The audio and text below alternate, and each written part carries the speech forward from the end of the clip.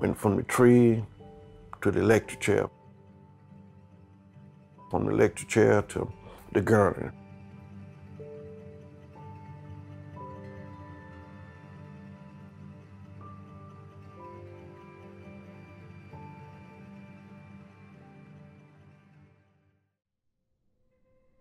I was cutting grass. I just happened to look up and there's two white gentlemen standing there, and I said, "Can I help you?" And they said, "Yes, we're looking for Anthony Ray Hinton." And they identified themselves as detectives. And they said, "We have a warrant for your arrest." And I said, "For what?" He said, "We're charging you with first-degree attempted murder, first-degree robbery, and first-degree kidnapping." I said, "Well, you got the wrong person. I ain't done none of that." And he continued to look at me and he said, "You know, I don't care whether you did it or didn't do it, but I'm gonna make sure you be found guilty of it. And there's 5 things that's going to convict you." He said, "Number 1, you're black. Number 2, a white man is gonna say you shot him. Whether you shot him or not, I don't care." He said, "Number 3, you're gonna have a white prosecutor. Number 4, you're gonna have a white judge. And number 5, more than likely, you're gonna have an all-white jury." And he continued to look at me. And he said, "You know what that spell? Conviction, conviction, conviction, conviction, conviction." And sure enough, they found me guilty. And so I went to death row for 30 years. I never did pray, "God, please free me." I thought that was selfish. But I didn't want the world to believe that my mom had raised a son that was capable of taking another human being's life. And so I asked God to let the truth come out. I knew if the truth would come out, then I would come out. And that's what happened. So when Mr. Stevenson came aboard, I said, "I need you to hire a ballistic expert." Because they convicted me off ballistic, saying that the bullets that they retrieved from the victim body matched the gun that they got from my mother's house.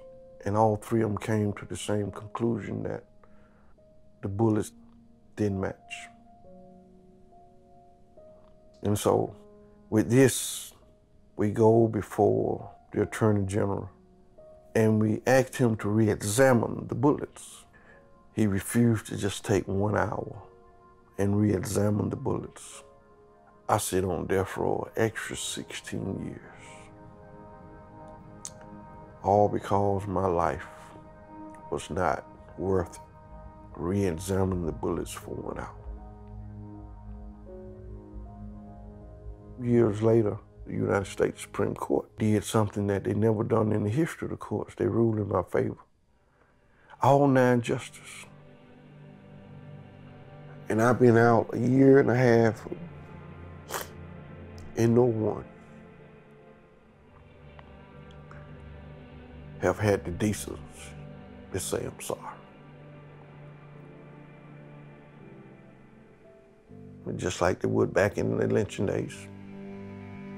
2 white men came and got me, falsely accused me. It was a white mob that prosecuted me, a white judge that sentenced me, a white jury that convicted me. And so what changed? They brought it inside and created another way of execution. Went from the tree to the electric chair, from the electric chair to the gurney. When they come get you, they at least try to carry you to jail. And then in some cases, they kill you right there on the spot. Say you had a gun, say you went reaching for a gun. They took off the white robe and put on the black robe. At the end of the journey, they still putting you to death. I lost not just 30 years, I lost the years with my mom, who passed September 22nd, 2002. When I came home, this house here was infested with mold. Some people thought they should just bulldoze it. But this is where I was when I was arrested. This is the home that my mom loved it so much. And out of respect for my mom and out of love for my mom, I said it could be fixed. And I am proud when I open that door, regardless of who's on the other side, that I can say, welcome to my home.